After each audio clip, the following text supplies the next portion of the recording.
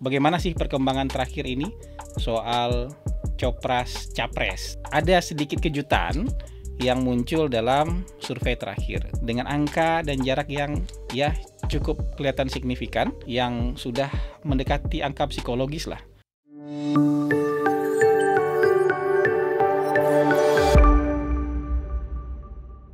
Oke, Assalamualaikum warahmatullahi wabarakatuh.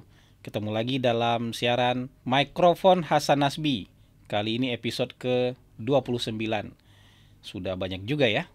Dan hari ini agak spesial ini, suasana layoutnya sedikit berubah. Karena memang formatnya hari ini memang format yang spesial juga. Saya akan menjawab sebenarnya satu pertanyaan besar dari satu orang yang saya hormati dan minta untuk dibahas dalam podcast kali ini. Jadi tanpa pertanyaan dari tim riset Mikrofon Hasan Nasbi. Pertanyaannya sebenarnya sederhana. Jadi karena memang perusahaan saya, Cyrus Network itu dianggap sudah lama tidak mempublikasi hasil survei, dan beberapa orang ternyata menunggu mana hasil survei Cyrus Network kok tidak pernah diumumkan ke publik gitu. Jadi bagaimana sih perkembangan terakhir ini soal Copras Capres gitu. Ya, saudara-saudara, sebenarnya Cyrus Network melaksanakan survei rutin setiap 3 bulan sekali, yang survei nasional ya. Kalau survei-survei lain mungkin ada yang ada yang untuk kebutuhan di daerah, di provinsi, kabupaten kota. Tapi kalau untuk yang nasional kita melaksanakan survei setiap 3 bulan sekali. Memang jarang yang dipublikasikan karena memang begitu perjanjiannya dengan klien. Tidak seluruhnya dengan perjanjian untuk dirilis. Sebagian besar adalah untuk kebutuhan pribadi klien. Jadi kita tidak bisa merilis. Tapi memang kalau bocoran dikit-dikit boleh lah ya. Kalau bocoran dikit-dikit boleh lah. Ini juga baru lagi fresh from the oven. Barusan selesai turun lapangan dan kemarin saya lihat datanya ada sedikit kejutan yang muncul dalam survei terakhir. Survei akhir bulan Maret ini. Jadi setelah 2 tahun terakhir itu hasil surveinya kira-kira monoton lah, begitu-begitu saja. Prabowo nomor 1, nomor 2-nya Ganjar, nomor 3-nya Anies Baswedan, kira-kira 3 besarnya selalu seperti itu. Tapi bulan ini kita temukan hasilnya agak mengejutkan. Agak mengejutkan dalam arti formasinya sudah berubah. Jadi formasi 2 tahun terakhir mulai berubah. Mas Ganjar sekarang sudah menyalip Pak Prabowo dengan angka dan jarak yang cukup kelihatan signifikan. Dan itu di angka di atas 20-an ya. Mas Ganjar di atas 20-an, Pak Prabowo di atas 20-an. Nomor 3-nya Mas Anies terpaut agak jauh karena masih belasan. Jadi jaraknya cukup jauh karena masih di angka belasan. Setelah itu angkanya satuan semua, di bawah 10 semua, itu diisi oleh beberapa kepala daerah. Ada Pak Ridwan Kamil, ya, ada Ibu Khofifah, gitu-gitu. Dan beberapa menteri kemudian juga di bawah itu. Jadi yang mengagetkannya hanya itu. Sejauh ini Mas Ganjar tiba-tiba menyalip Pak Prabowo. Kita tidak tahu persis apa yang menyebabkan itu terjadi. Mungkin pemilih Pak Jokowi sudah mulai terkonsolidasi dengan lebih baik, mungkin saja. Atau mungkin memang sudah ada kerja-kerja politik yang dilakukan oleh Mas Ganjar, mungkin juga. Dan saya rasa sedikit lagi Mas Ganjar akan sampai ke angka psikologis. Angka psikologis yang mungkin nanti tidak bisa diabaikan atau ditolak oleh partai. Jadi kalau sudah mencapai angka 30 Mas Ganjar, dikit lagi mencapai angka 30. Kalau sudah sampai di angka 30, menurut saya harus mengoreksi pendapat saya 2 tahun yang lalu. Atau pendapat saya 1 tahun yang lalu. Pendapat saya 2 tahun atau 1 tahun yang lalu merasa, waktu itu masih belasan ya, Mas Ganjar masih belasan, dan saya merasa ya mungkin kalau angkanya masih belasan, Mas Ganjar akan tipis punya peluang untuk dapat tiket. Karena partai juga kalau angkanya cuma belasan ya kita berani tempur dengan kader-kader kita sendiri. Tapi kalau melihat angka hari ini yang sudah mendekati angka psikologis lah. Kalau misalnya sudah mencapai 30% ya, Mas Ganjar kayaknya akan sulit diabaikan oleh partai manapun termasuk partainya sendiri. Jadi Itu mungkin yang bisa saya bocorkan sedikit. Kalau soal angka-angkanya nanti saya tanya dulu sama anak-anak di kantor, apakah angka-angka itu secara keseluruhan nanti bisa dipublikasikan atau enggak. Tapi itu yang saya temukan dalam survei yang terakhir. Nah, di bawah itu juga ada beberapa kepala daerah, kelihatannya memang kepala daerah ini kayak Mas Anies, Mas Ganjar secara keseluruhan ya, ada Ibu Khofifah, ada Ridwan Kamil, itu punya elektabilitas yang ya lebih tinggi dibandingkan para menterinya Pak Jokowi. Nah, ada juga yang bertanya sama saya, kenapa selalu begitu sih? Kenapa gubernur-gubernur ini angka elektabilitasnya lebih baik daripada para menteri? Sementara para menteri kan pekerjaannya levelnya nasional, ya, dan tidak kalah juga Pak Jokowi punya beberapa menteri yang kerjanya bagus dan di levelnya nasional. Kenapa gubernur jauh dilihat lebih baik? Menurut saya ada tiga penyebabnya yang mungkin bisa diuji lagi nanti.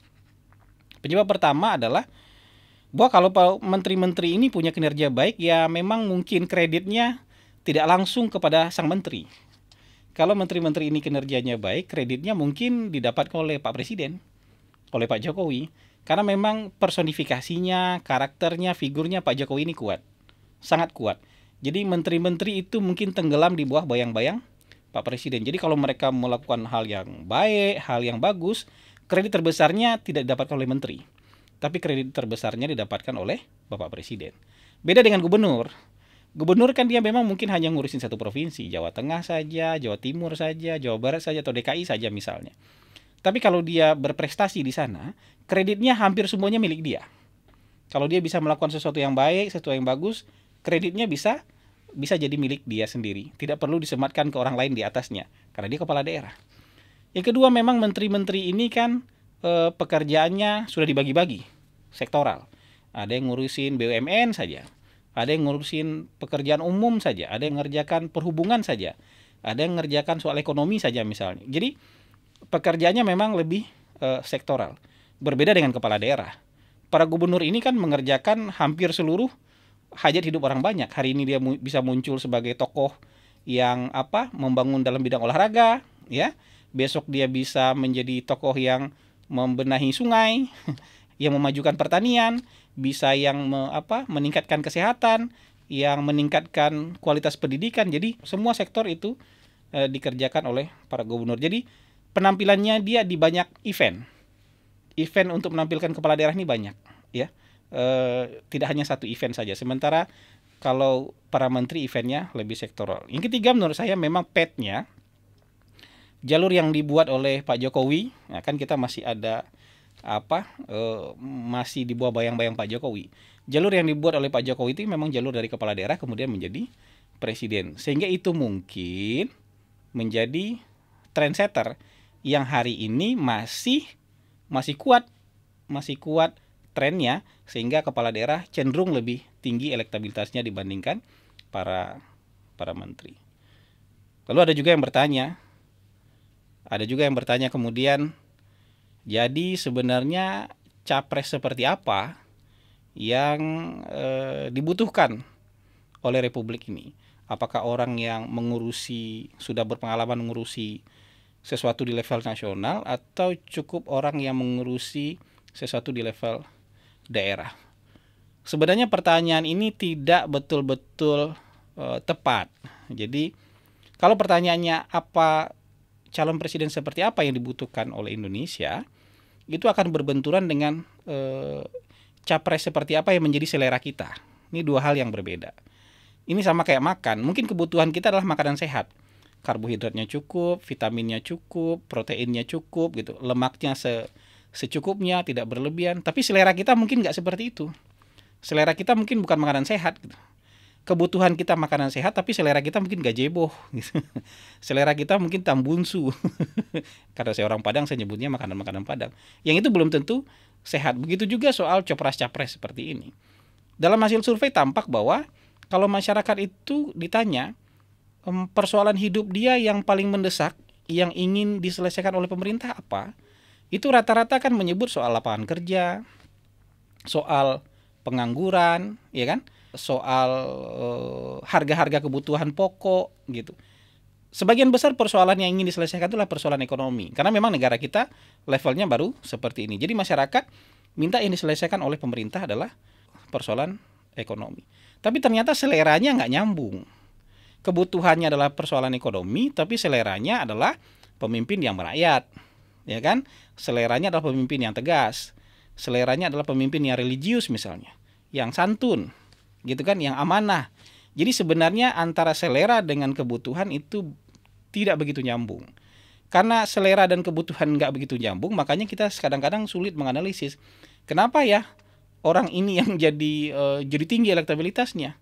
Karena mungkin kebutuhannya nggak nyambung dengan kebutuhan yang disampaikan masyarakat ketika disurvei. Jadi menurut saya itu penjelasannya. Kita nggak bisa serta-merta mengatakan, oh yang dibutuhkan bangsa Indonesia adalah pemimpin yang bisa mengurangi pengangguran, yang bisa menciptakan lapangan kerja. Itu mungkin kebutuhan.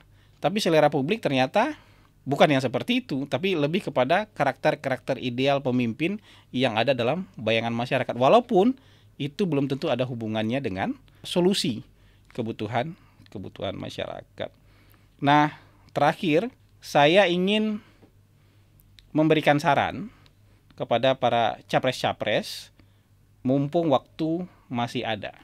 Memang sekarang 3 besar itu udah kelihatan, bukan 3 besar, kelompoknya ada jadi 3 lah sekarang capres-capres ini. Ada capres yang di atas 20-an. Itu Mas Ganjar dengan Pak Prabowo. Ada capres belasan. Ada Mas Anies, ada capres satuan. Satuan ini kan yang di bawah 10 lah. Nah, di sana ada Ridwan Kamil, ada Sandiaga Uno, ada Ibu Khofifah, ada Pak Erick Thohir, ada Pak Erlangga, ada Ibu Puan, ada Andika Perkasa misalnya kayak gitu. Itu capresnya masih satuan. Tapi ini kan masih bisa berubah. Saya melihat begini juga. Ini hipotesis lah. Tapi boleh dicoba kalau Anda punya keyakinan yang sama dengan saya. Jadi selera publik, kita nggak bicara kebutuhan nih, kita bicara selera. Karena untuk kepentingan praktis kayaknya apa yang dibutuhkan dengan apa yang menjadi selera publik itu belum tentu nyambung. Tapi kita bisa menyambungkannya dengan begini. Kalau di zaman Pak SBY memang yang lagi naik daun itu kan era sinetron. Yang menjadi puncak perhatian publik itu sinetron. Makanya Pak SBY juga tampil dengan genre sinetron. Ya kan, genre yang sedih-sedih gitu, dizolimi, prihatin gitu kan, yang sedikit-sedikit merasa terenyuh gitu. Itu genre sinetron. 10 tahun kita masyarakat tuh genrenya genre sinetron. Tapi setelah genre sinetron memudar, tidak habis sama sekali.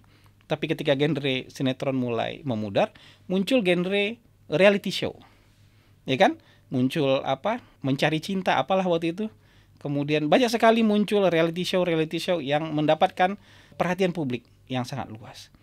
Dan kemudian di dalam politik Pak Jokowi juga muncul dengan genre reality show. Jadi yang lebih fun, yang lebih menyenangkan tanpa konsep gitu. Aksinya aksi langsung di masyarakat, bukan aksi teatrikal seperti sinetron yang terkonsep, tapi aksi teatrikal ala reality show. Nah, kita sudah 10 tahun nih reality show dengan politik yang genre reality show.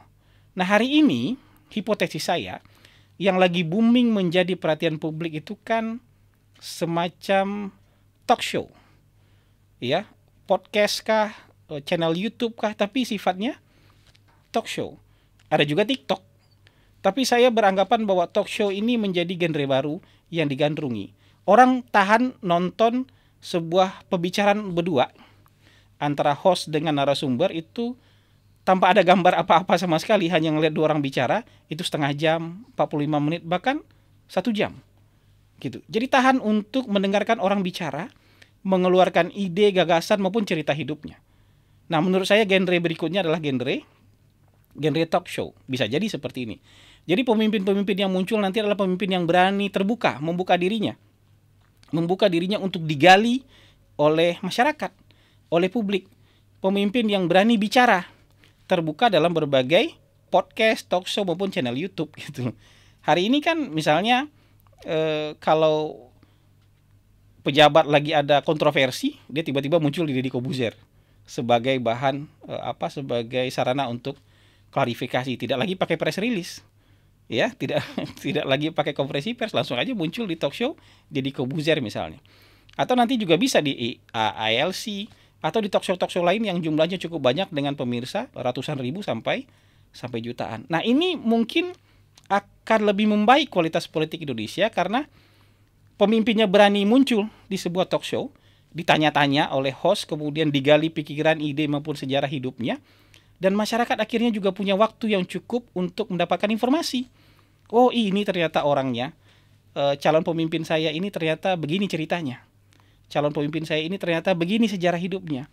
Calon pemimpin saya ini ternyata begini gagasan dan ide-idenya. Termasuk juga begini masalah-masalah hidupnya gitu.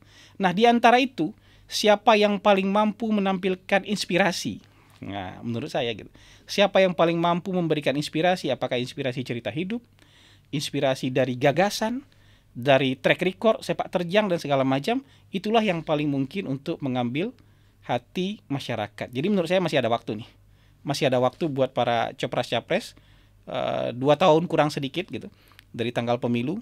Semoga pemilunya beneran ada tahun 2024. Tapi saya yakin lah tahun 2024 akan ada pemilu. Jadi 24 bulan ya, nyaris 23 bulan lah sekarang. Masih ada waktu. Sekarang tampillah terbuka.